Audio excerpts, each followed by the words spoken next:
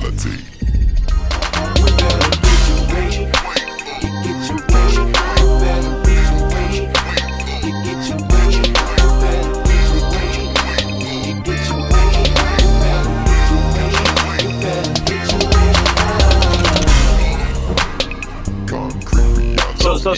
Ski, let's fast forward this conversation to when you opened your first business.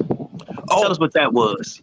My first business was when I left New York at 19, 20 to leave. My daughter's godmother went to Daytona Beach and said it was the most beautiful spot. By that time, I had my daughter at 18, and things started going a little bad for me. I had to move out of my mom's house in Queens. Eddie wasn't around no more. They were going through something, and she'll get drunk and had she was trying to bring all that environment up there. I had a daughter. Then it was getting bad for me, and I was like, man, I got to get money. We had to get our own place. So I went back to, I made calls. I started sticking dudes up, going downtown, putting the hoodie on just to feed my family. It wasn't like, I didn't want y'all to think when I did something, it was only to feed my kid or my family. But at that time, because I already didn't want to do that, but I had to leave. It got so bad. It was so bad, bro. The last thing I could have got killed. There was a lot of things that happened. And I think that night I came home, my daughter was standing up in the crib, and I've done it a lot. When I needed money, I'll go hit the city, and I knew how to do that. So I hit spots and get at people, then come home, feed my family, and then try to work. But at 18, what you trying to do? I'm on welfare. I'm trying to do it. You know how that is. And I just couldn't. I was lost. But that last hit I made it out. I don't know how I made it out, but I made it out. You feel me? And I got home. My daughter was there. I hugged her, kissed her, and then I took the offer up for my godmother that went down there. We saved. I saved my girl at the time, my high school sweetheart, saved her income tax check. Food stamps we cashed in. We was poor. And then a friend of the family said they had a house in New Smyrna in Florida, and that was it. I knew if I didn't take that, my ex was going, they're going to kill you. Because people were already looking for me. Because the way I was moving, I was usually smart, but I was getting reckless a little at the end because I didn't feel like sometimes I couldn't get on the train to get downtown. So I started doing it within blocks of where I lived. You get what I'm saying? So, and that's reckless. You don't do that. So we end up taking that trip, driving down with a family friend in Florida, and I end up going to a spot, like my life is always hell, going to an area, New Smyrna Beach. The guy said, this is going to be your home. I walk in the home. Dude, it was a crack house. And I was 17 hours away from New York, never left New York in my life. And I'm looking at my girl, and I'm going, my life, this shit is crazy. You bring me with my daughter a crack house. You think I don't know what crack smell? I'm a live around this shit. Man, so that was actually my family's friend. And I told him, give me my money back and drop me off at a hotel. And if you don't, I'm going to fucking stab you right now. I'm going to kill you. He called my family, actually my aunt, and he told her, listen, your nephew's out here threatening me. I got him a house. She goes, you better give him his money back. And he gave it to me. Dropped me off at a hotel, New Smyrna. Couldn't figure it out. But I knew I couldn't go back to New York. No family, no nothing. Ended up in a hotel, looked at a penny saver, got a 2-bedroom was like $350 a month. It's crazy. This is back in 111 Turkey. It ain't like that no more. Man, I thought that was a condo when I walked. I never seen nothing like that, man. 2 old people picked us up in the hotel, the landlords. I had my newborn, my baby, and they took us to the house. I said, how much is this? $350. I said, I could give you 5 months rent because we saved from the income tax, and we can, I swear I would, I'm going to bust my butt to keep, I'm going to put furniture in this house. She gave us pillows, cushions, 2 white man and woman, old people, said, because they loved us and my daughter, gave us the spot. The landlord, I didn't have no credit, signed the lease and said, we believe in you, take care of your daughter. And I worked for I did roofing. I'm out there like Kuta Kente, man. 100? Listen, I'm in New York. I don't know nothing about roofing and shingles and none of that shit. I'm doing every dirt. Nigga, I'm out there like Kuta Kente, sweating, shingles on my back. But only thing that kept me is I'm gonna make this shit work. Cause I'm not going back. I ain't got going nothing back to to go the back like to. I got nothing to go back to. You feel me? So you got to make it work. Man, I'm a fast forward. I went from roofing, and then they tried to rob me. Then, crazy shit, the roofing people. You know how they hire Mexicans and all. We fighting on the roof with hatchets. You know how roof people are. This shit crazy. I'm still a city dude. You feel me? And I'm like, yo, y'all crazy, man. So I went from roofing to, I said, well, I couldn't do that. The heat was killing me, and then that's temporary. I said, I got to get inside. And my neighbors got me a job in Daytona Beach Hilton.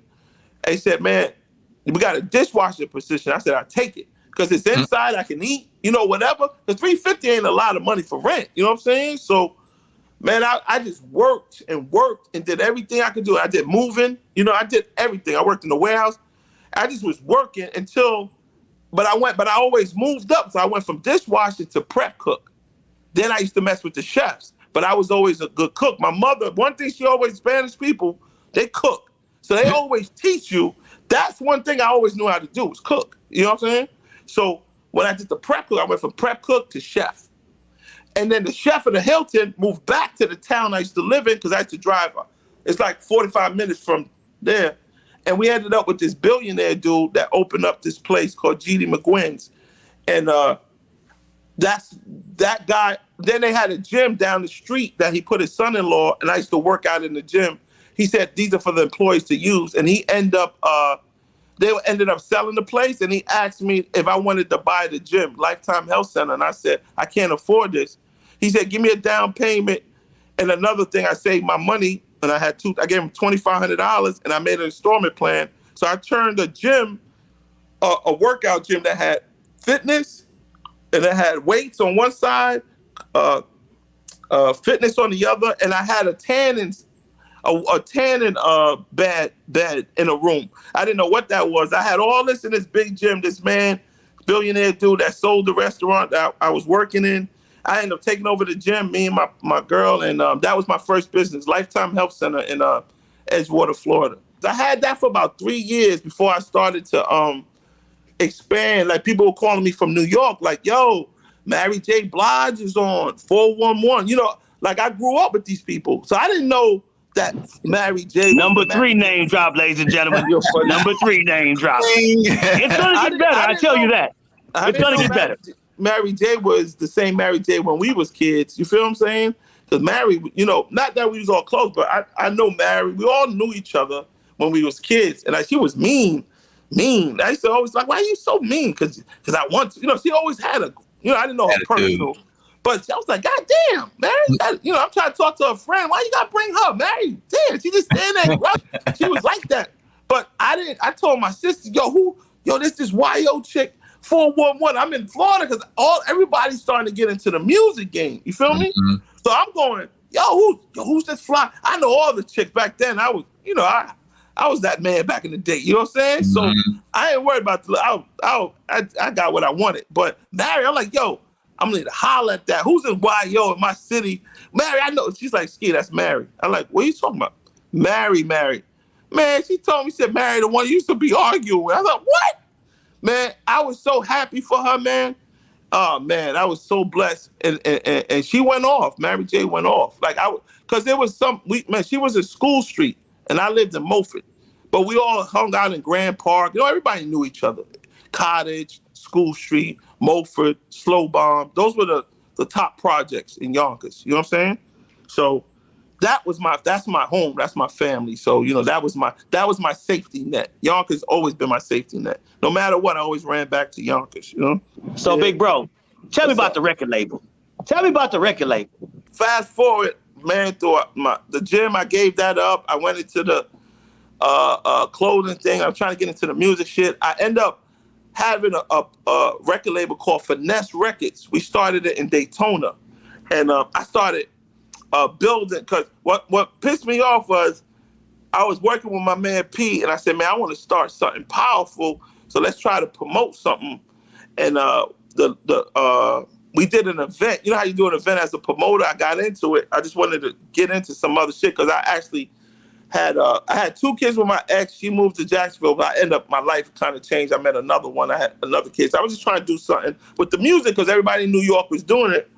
So all the promoters in Daytona Beach, when I did a party, they did a counter party, the Crash Mines, and then they all showed up at my party. True story. I got people tell you this.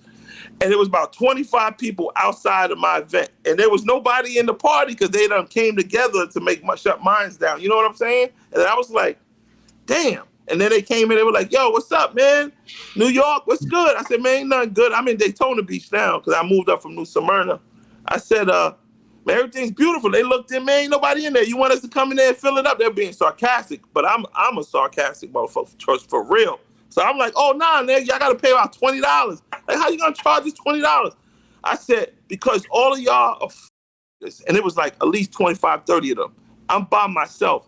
My people that came in from New York to support me, my man Pete, they were all inside. And I looked at them. They looked at me like, nigga, I like that. What I say. Like it was personal now, right? Them niggas didn't do that. Like, whatever, man. Like, whatever. Then my people walked outside. I was so mad that I said, oh, y'all think y'all gonna shut me down? You know what I did? I regrouped. I remember now, I'm in Daytona. So Bethune-Cookman's in Daytona. Bethune-Cookman is a college in Daytona that got people that come from Jacksonville, Pensacola. So I'm strategizing. I'm going to get people that ain't from this town. I'm going to go get the offense line football players, be my security. I got all the business niggas from the colleges. I brought my man Tim Mitchell, my man that he'll tell you to this day, he used to work with Chauncey and Blackstreet and all that. He was going through some shit in the street in Virginia. Name drop number 4, ladies and gentlemen. Number 4. Blackstreet. So I invited my people from Virginia to come down, change their lives. He'll tell you, like, Ski, you saved my life. Stop everything in the streets. Come out here. I'm building an empire. I had 30 people. Let me tell you, in 2 years, we took over Daytona. We rocked Daytona. But I didn't understand that I was way ahead of my time. We had female artists, rap. We had an R&B singer. We had Jay. We had producers. I built what Roc Nation would build, or Murder Inc. I built that not even knowing what I was doing. Man, through that shit, I met other people in the industry. My man Body G, Body G, another name drop, is one of the most businessmen in the industry. He taught me the game. He came down. I used to have all the hotels on lock, and I brought all the New York people coming down, and I was like, yo. So through friends and family and people we know, Body was definitely one of my mentors. OG gangster, businessman, didn't take no shit, feared in the industry, but was my man. You know what I'm saying? We ended up having a brothership based on what he saw what I did in Daytona. He said, you got everybody working for you like that, you giving them $100,000 a year. I said, I just know how to lead. I guess when I put my mind to something, I feel I'm unstoppable. You understand what I'm saying? Like, I'm not telling you that it's really a fact, but that's what led to me going from Finesse Records. I love that. People still trying to find tape on that too, y'all. Like I got people trying to look for that to show video and film. They want to do a documentary on how we started that, but not knowing that I was the CEO of the whole thing. But it took a team to win. But I understood what team meant. You understand? Tell me about Jay-Z. Tell me about Roc Nation. Tell me about Juan. Tell me about him. Well, you threw a lot. You want me to know? You want me to tell you the person, what I think of them, how I feel about them, or what are you asking me? Hey, give me all of it. I want all of it. I want all the tea. We gonna boil the tea. We gonna serve the tea. We gonna serve it up right now. Hey, ladies and gentlemen, let me tell y'all something about my big bro Ski. He keep it 100 all the time, and he always try to roast my ass. He always on my ass about these damn cigars. He's always invite me to parties, exclusive stuff that you wish you could have an invitation to. Yeah. I get invitation to that all the time. Let's talk about one party, the Roc Nation brunch party, when a certain light-skinned person couldn't get in, and who got him in? Oh, no. And he called you. He called you to get in. I remember. Listen to me. Was this the recent one? No, the first one. Remember, okay. what was that? That was 4 years ago, 3 years? 4 years ago. 4 years ago. 5 years ago. So hold on. For Ski tell the story. Hold on. For Ski told the story. Ski called me. He said, "Yo, you want to go to the Roc Nation parties in LA?" I was like, "Nah, I'm good. I don't really like. I don't be hanging out with dudes like that." He was like, "Jay gonna be there.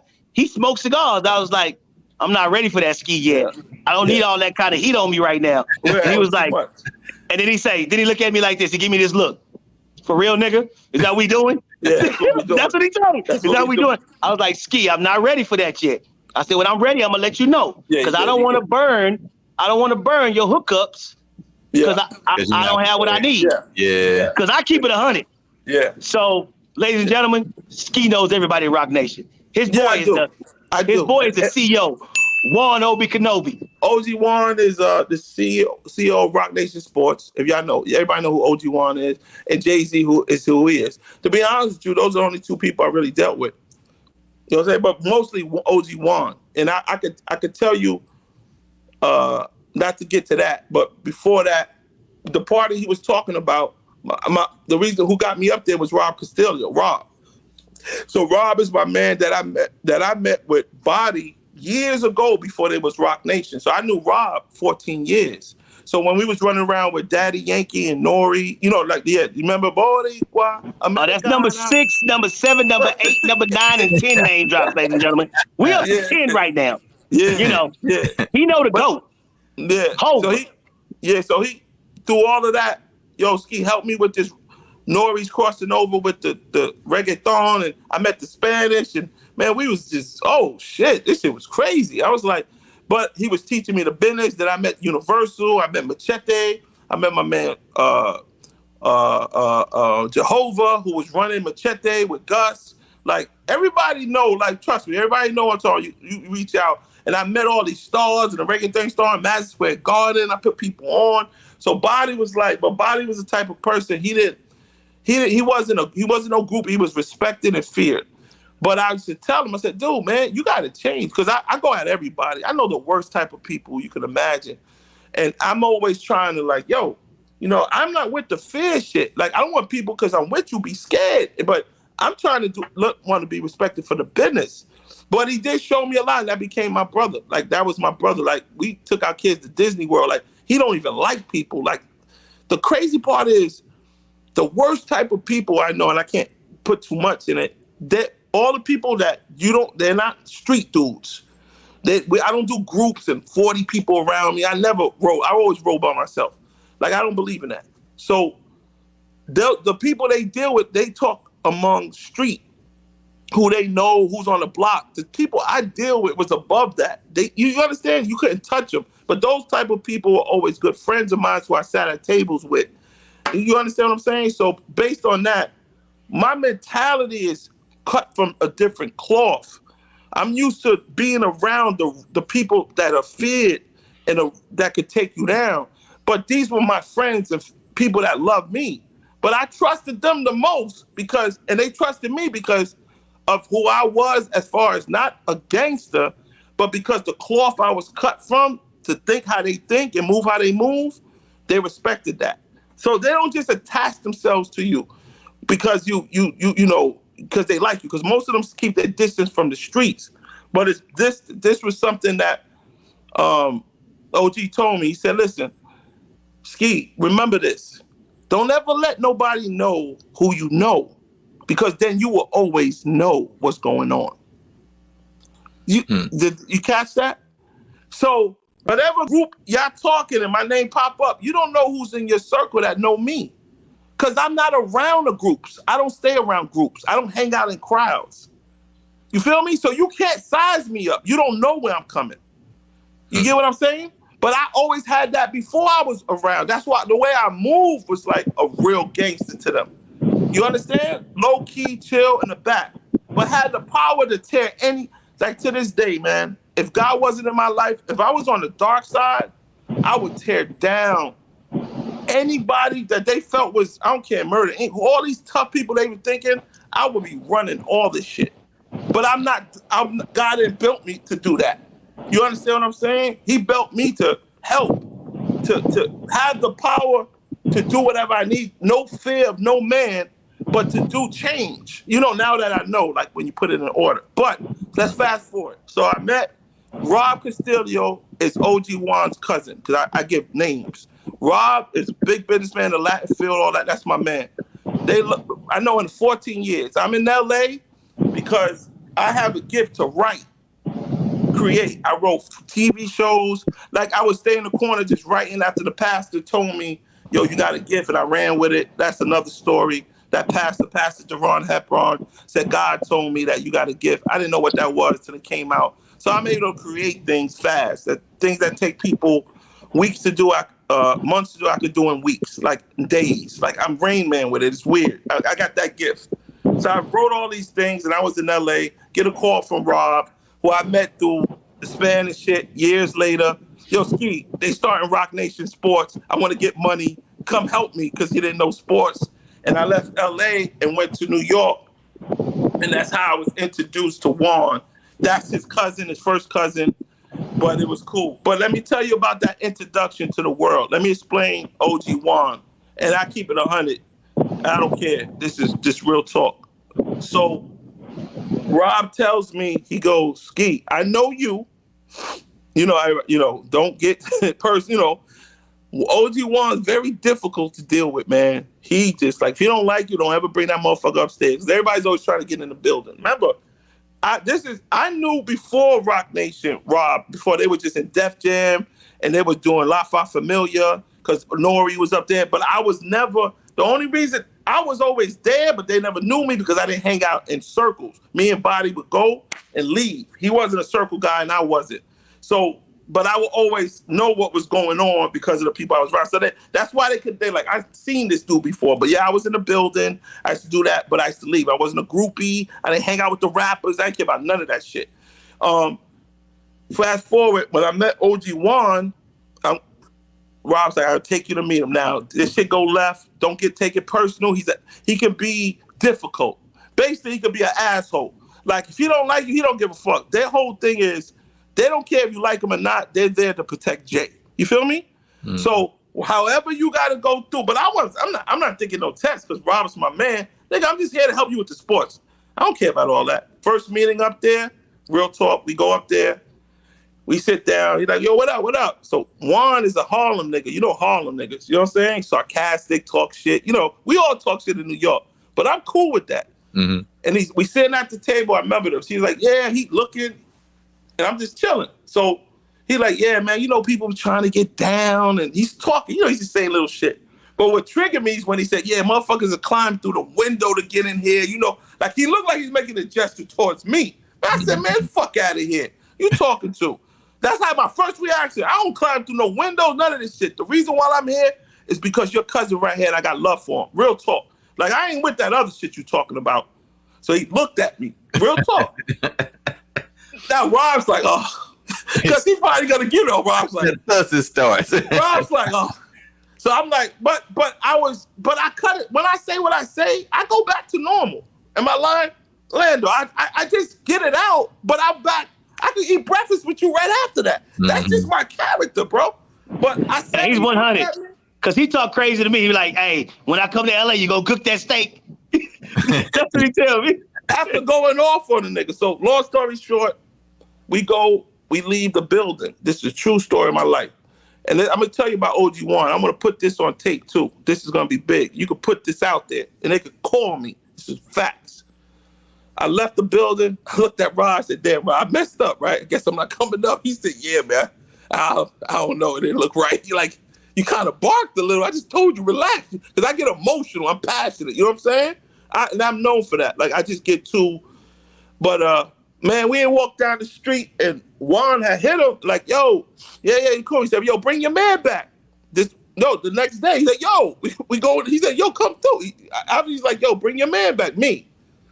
So I come, man, the next day, we back up in the building. I swear to God, everybody was up there. It was Pekka, Juan. I think Jay was up there, too. Everybody was up there. Juan saw me. 15 name drops, ladies and gentlemen. Hey, if y'all don't know who Pekka is, you need to start following on Facebook. On Instagram, because Pekka know every goddamn body. You'll hear a lot like Nori say Pekka is like it's a freckle-faced Puerto Rican. He's like him, but I think he's with CAA right now with Dwayne Wade. He's not with Roc Nation no more. But hey, you tell Pekka stop smoking them bullshit ass cigars too. Hey man, I tried to hook y'all up, but I didn't really get a chance to know Pekka like that. But I'll get to that. But yeah, they were all there, and Juan. That was it. He was like, yo, what up, man? What up, fam? And I'm like, what up? Because I don't got nothing personal. Like, we good. So after that, man, they showed me so much love, man. Let me tell you something. This real talk. Now remember, I'm out in LA with my people, because I got people in LA, people in the hoods, the streets. Like, I just don't like to bring up names, but I got everybody everywhere. Chicago, LA, everywhere. But I'm out there trying to do movies, And he know LeBron too. Let's have that conversation. I don't know LeBron. I don't know LeBron. Your people know LeBron. Oh, my people know LeBron. Oh, yeah. All right, then. So you know LeBron, goddammit. All you got to do is make a phone call. Stop that bullshit. I can get to anybody, I could touch anybody. Put it, period. Real talk. That's why I just created my bridge to make money. Like, I would bring people to the table. They pay me a check to bring them to the table. So I kill all the middlemen. You feel what I'm saying? So I earn my own, to earn my own money, I created a platform with my own bridge to wipe out all the middlemen that fuck up deals. And they break me off. I bring them to the table. Whatever happens, happens. If it go, it go. So that worked for me for years too. So long story short, I forgot where I was at. Oh, OG Juan did that love. They showed me love. Roc Nation was amazing. They had a lot of things to do. That's how I met a person that we know of interest. Well, I had a lot of people in LA, and my man, one of my gangster friend Charles out in LA, messed with somebody from UCLA, the wide receiver coach out there, who's this man, and he had a trainer named Light Skin who we know, and Charles told me, that's one of the OGs I respect out in LA, like, yo, help my man, I like this kid, because I never even messed with this kid. And the kid became, I wouldn't even touch him, but because my man asked me, yo, you know, he's in sports, he became, long story short, I put him on, he became a groupie, you know, he was trying to get it, and we was going after players, and OG Juan opened up the building to me. I love everybody in the building. Yo, oh man, it was so much love. You know me, I roam, I go around the building. This is where they were on 43rd Street in the top floor. Man, it was so much love in that building, man. Juan's like, yo, let's go get it. But he did tell me one thing: don't get attached to the athletes, because things could get you know, they turn on you. I didn't understand the sports business, but it's kind of just as worse as the music business.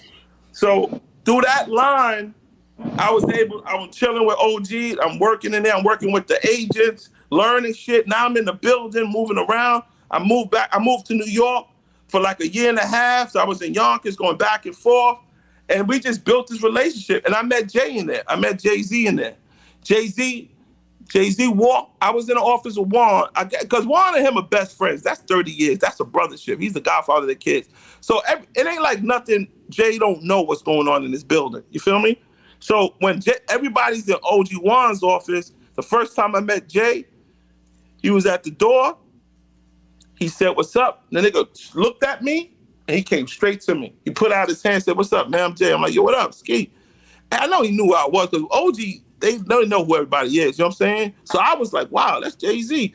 The last time I saw him, it was a brief when I walked by the office, was when I was in Def Jam with Body. Like they had a meeting that Rob set up with Body, but that was a more intimate, like I've seen him before, but I knew his music. I said, yo, damn, Jay was cool. Like Jay was, it was love.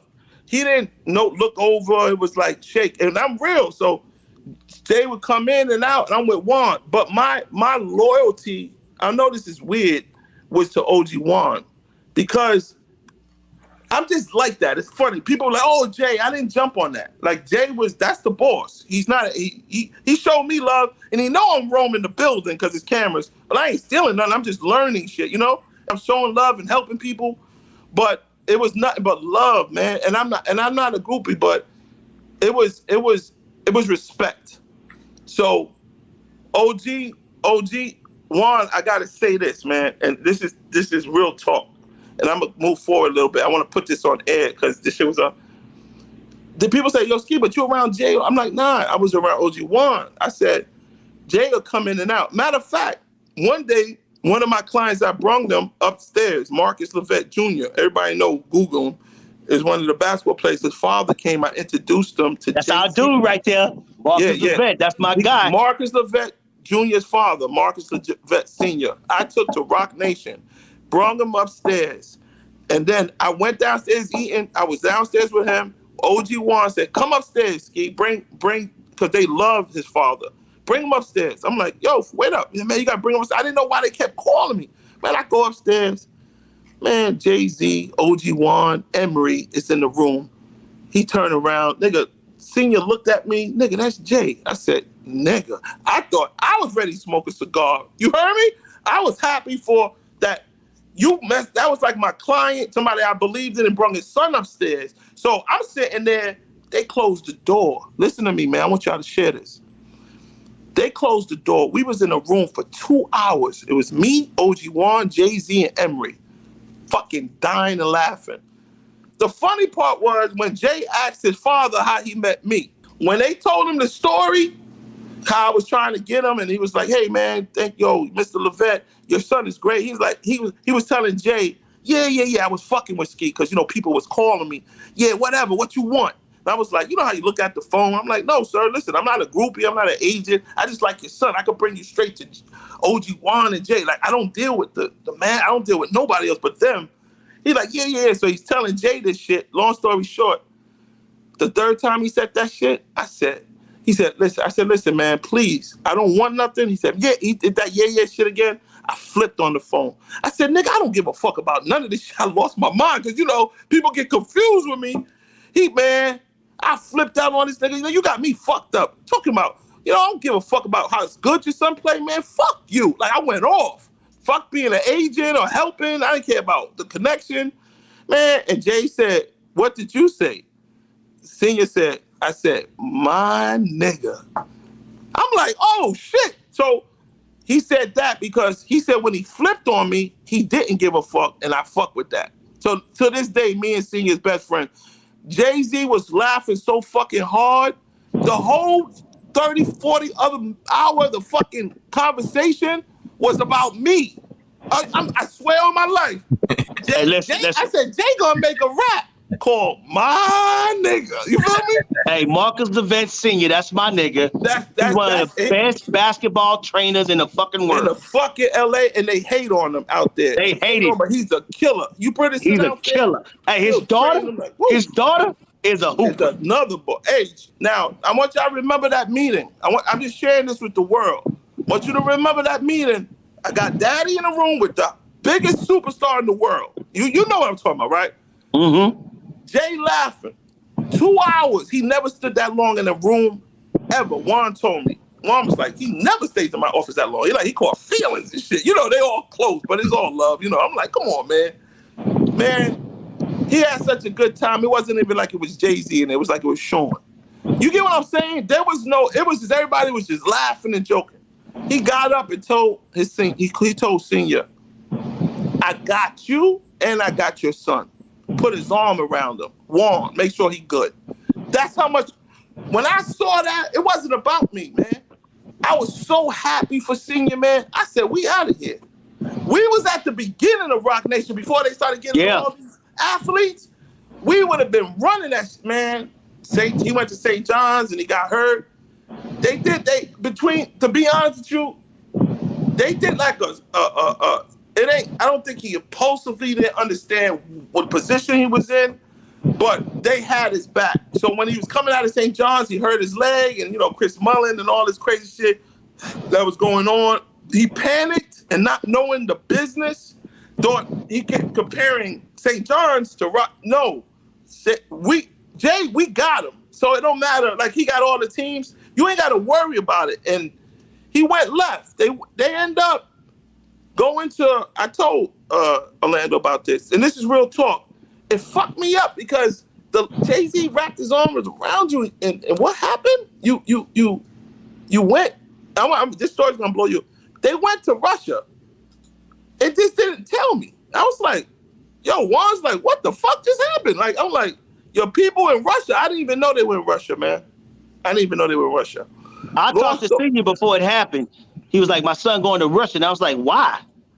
I like Jay-Z just said, I got that. Yo, listen to me. Y'all don't understand what I'm talking about. We was at the beginning. So E, you know my basketball lineage, so you know what it is. Mhm. Yeah. So, I asked him, I was like, why are you going to Russia when you got Roc Nation on your team? He was like, I got to do what's best for my son right now. That wasn't the move. And that wasn't the best for him. No, It wasn't. it was a horrible move because he ended up getting into some things out there. They got him out of there, and they left him in the airport for 5. It was horrible. But listen, let me show you how God works. I want you to stay with me now. I want y'all to hold that thought for a second, right? I gotta give honor where it's due. Correct? You feel me? So you do that to Jay. They're loyal. It didn't even make no sense. They're like, yo, we can't. They went to Russia, came back. Things went bad out there. You see what happened? They tried, yo, can you get us back with you? Bro, Juan is like, why are you even still dealing with them? They shitted on you. You talk to him every day. He didn't even tell you was going. So in the world of our world, a lot of people would have cut them off, correct? We right? Yep. Right? Yes. Juan, listen, listen to what I'm saying. Jay-Z wrapped his arm, OG, two of the most powerful people in the sports right now, said, we love you like family. When they say that, it's like, are you crazy? So they're wondering why I'm not cutting them off, which we argue because when I say I got love for you, I got love for you. So I have a brother who I developed a relationship, did a wrong move. I should have cut it all off. Okay, I didn't. I tried to tell Juan, I think his uncle got murdered in Indiana. Senior's brother got murdered in Indiana. God bless him, man. Man, I miss that dude, man. Good dude. He walked to the bar. Somebody walked to the barbershop and shot him. Shot him. They shot him in front. Yeah, I remember you telling. We talked about that. Yeah. His son was stuck in Russia. They had him in the airport. Look at this. I'm just showing you when you make bad decisions, how things can. It just got worse. Not because of the death, but just when you're not thinking clearly. You understand what I'm saying? Not that it was. I just think he didn't understand the power that he had. But all that hit him at once. So when I say I got love for you, I'm like, it's like a brother being mad with you. Don't mean I'm gonna cut you off. I don't know how to cut that off. I'm with you. It don't matter what you do. But we might disagree, but I don't know how to jump shit because then that ain't real love to me. So when I say it, I'm in it all the way. Unless you do something crazy trying to hurt me, it's different. So we argued, man. I went off on that dude, man. And Juan and them are like, why you ain't cutting these niggas off? They shitted on you. Normal person would do it. I left it. I left them for 3 months chilling. I seen all that happen. I was like, man, I got to figure this out. So I went back to Juan. I want you to hear this. I went back to Juan. I said, I know y'all didn't do nothing. But out of a father's mistake and just not knowing the business like that, this boy got a gift. I don't want to give up on the kid because if he don't got basketball, what he got? This is all he knows. So I'm thinking that kid is like I'm that kid. Like I'm that got nothing. They're not rich.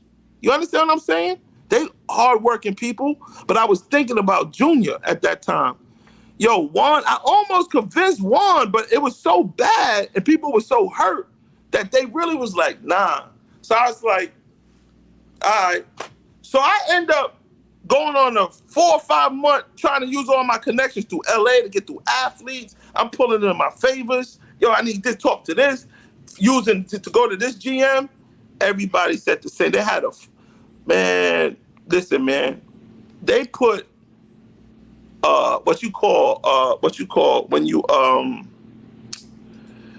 They put him on the blacklist. They put him on the blacklist. Listen, yeah. I'm a powerful dude. I call every powerful friend I know to get them in the league. This has nothing to do with Roc Nation because they don't know like how it's getting to people. The streets love me, and the people I got connections before I went in the building. You feel me?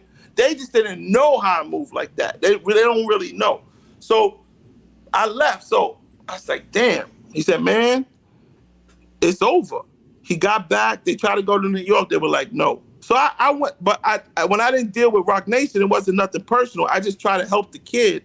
Long story short, I swear to God, man, every door was closed. Do y'all listening to me? It was closed. I said, I went on my knees. I said, Dad, this is hard. God told me, you need to call Juan back. This is like 4 months later. I ain't even talked to him in a minute. This is like 4 months. I said, man, I can't call that dude. He told me he even tried, but they all had a agreement like, nah, we're gonna pass because they can't trust him. You feel me? Mm-hmm. I called Juan, because one thing I do, if God puts something in my heart, I don't follow people, I follow him. I said, all right, let me get this. But he said, but when you talk to him, don't talk just to be emotional. I want you to talk from how much you love this kid. Do you understand what I'm saying? I don't want you to talk about you. I want you to be real, the love you have for him.